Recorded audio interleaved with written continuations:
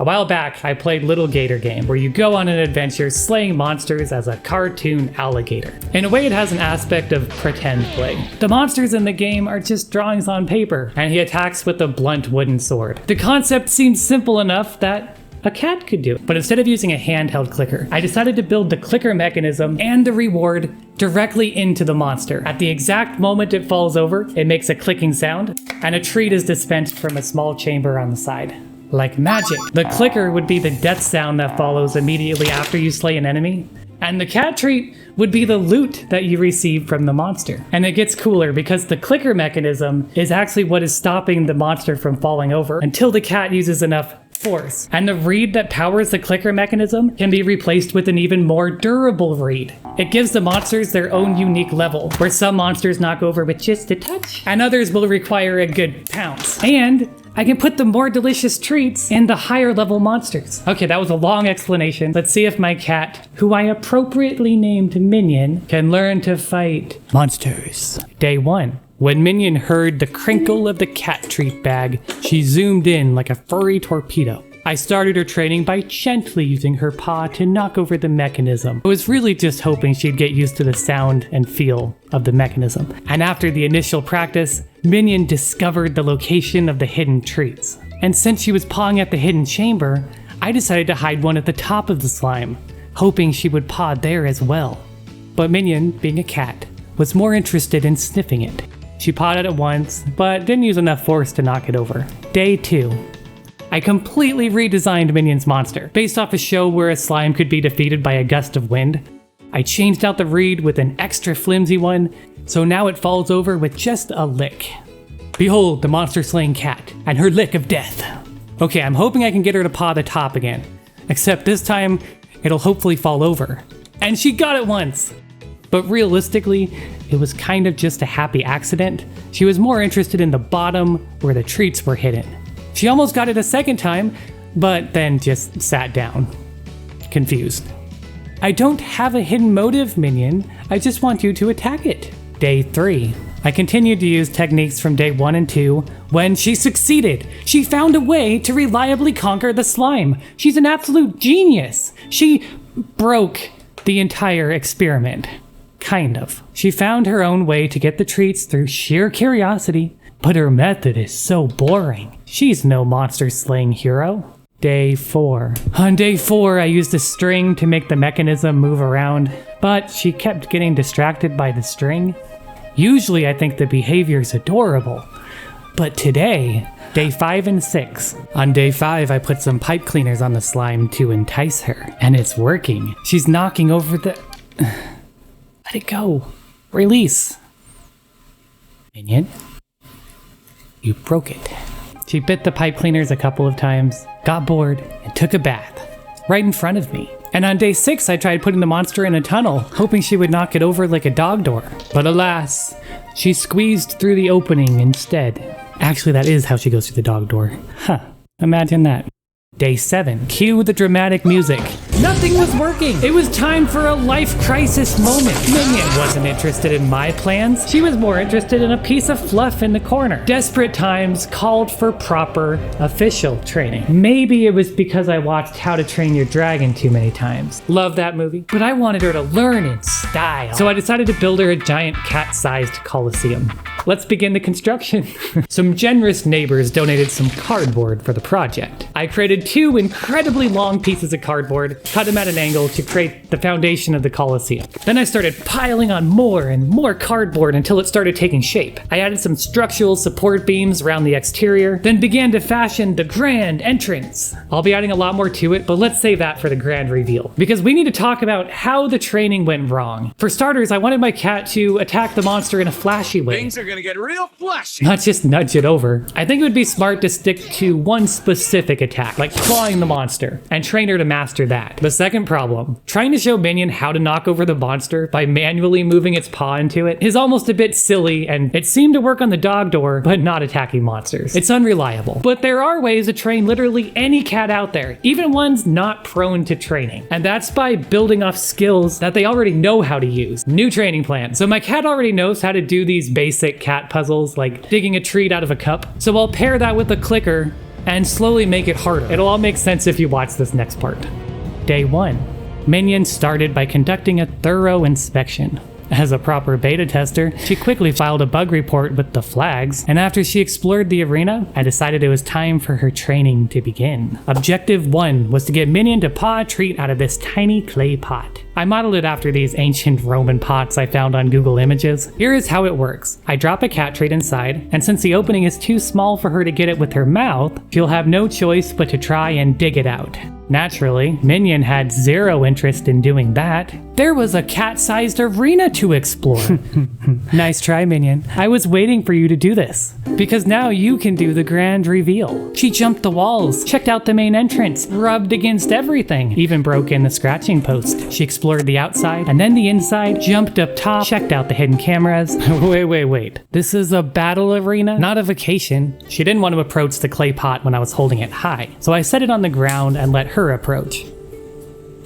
Well, would you look at that, she did it. She practiced this about 4 whole times, and then it was back to vacationing. Day 2. Ever since I started training Minion, she approaches me 1 to 2 times daily, meowing incessantly, just until I give in and train her.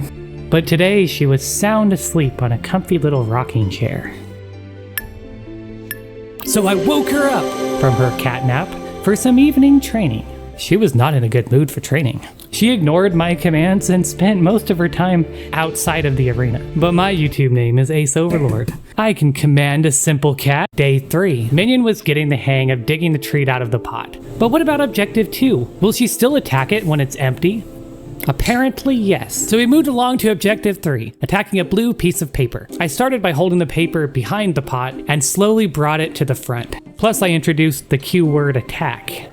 Kinda like that Jurassic Park scene, right? Day 4. Training in the Coliseum was tough today. So much extra stimulation for my poor little cat. Or so I thought. I've recently switched Minion's food to healthier freeze-dried ones, but apparently she's not a fan. Back to junk food. Just for now, Minion. And even cut in half, these treats had her way more engaged. I was now holding the pot completely behind the paper, and she began to associate the paper as the new target. Day 5 to 6. Now that I've given my cat a paper obsession, I attached it to the blue slime monster, moving us along to objective 4, pawing at the blue slime monster. She began attacking the monster, and I let it fall over when she hit it. And for objective 5, I left the slime knocked over a bit longer each time. You can't get loot from a vanquished monster, right? And guess what? By day 6, she crushed objective 4 and 5. Day 7. I introduced Minion to another healthy treat option, Shiba Meaty Tender Sticks, cut into snack-sized portions. Today, we finally made it. It was finally time for Minion to take on the slime monster on the mechanism. Objective 6 has 2 challenges, accuracy and power. First up, improving her accuracy. Most of her attacks would hit the bottom of the slime, and I needed her to attack higher. It's like she doesn't know how torque works. To correct her aim, I would give her 2 chances to hit the target, and I would always reward her on the second try because she would kind of just give up if I didn't. But when she did attack higher, I would give her some extra attention to reinforce this idea that she's a good little minion who does what I want. We worked on it for a couple of days, but yeah, she needs some more practice. Day 9. Once again, Minion seemed unmotivated, so I switched back to her favorite Friskies treat, and voila, she was motivated. I also had the bright idea of using this little wand. I thought a smaller pointer would help show her where to attack the monster. But no, she just bit it and played with it. We have no time for playtime, Minion. This is serious training. Focus, Hecka! I also darkened the slime's eyes. I thought it would help her attack in the right spot. And once her accuracy improved, we shifted focus to attack power. You see what I'm working with, right? Like, you see it right here? You're gonna paw for it, really? This time I gave her 2 chances to knock over the slime, and I would manually topple it if she missed on the second attempt. More of that motivation stuff, and to keep her from getting confused. By day 11, she was consistently knocking it over. Sometimes she legitimately punched it in the face. Day 11, the arena grew dark, and new monsters began to appear. Enter the Skeleton Warrior, equipped with a level 2 reed and requiring just a bit more force to fall over. The monster was different, but she learned to attack it right away using the attack command. But one time, the skeleton attacked her, and then she got revenge, and yes, she broke the mechanism again. Later that evening, an amateur engineer was slaving away, modeling the mechanism again, so it doesn't fall over as easy. Thank you, Minion, for pointing out that obvious flaw in the design. To be fair, it actually was a pretty obvious flaw. Well, Minion did it. She is slaying the monsters. Even the Colosseum came in handy by creating a consistent training environment. And I think the scratching posts even helped her stay less frustrated during the whole process. But there's a couple of issues. First, it takes her a good minute to reliably knock over the monster. She's just warming up, she gets it pretty quickly after that. And well, reliably might not be the best choice of words here. She hasn't fully connected that she needs to actually knock over the monster. Sometimes she just gently paws at it and then looks up at me in expectation. It's cute, but it's not what I want. I'm holding out that she'll figure it out with more practice. But maybe understanding the mechanism just isn't something my cat can comprehend. Or perhaps it's just a side effect of the way I trained her. I'm sure I'm gonna make mistakes. I've only just begun my cat training journey, but I wanna see where Minion's at with her training. So I'm giving her a test. Now, I'm not gonna spend time laboring by creating 10 more monster mechanisms when the best she's done so far is just taking out a single one sometimes when she's in the mood. Well, this is awkward. So I cheated a little bit by using this fancy machine that cuts out all the monsters for me. But if she can knock over all 10, I will consider her for the title of Monster Slaying Cat.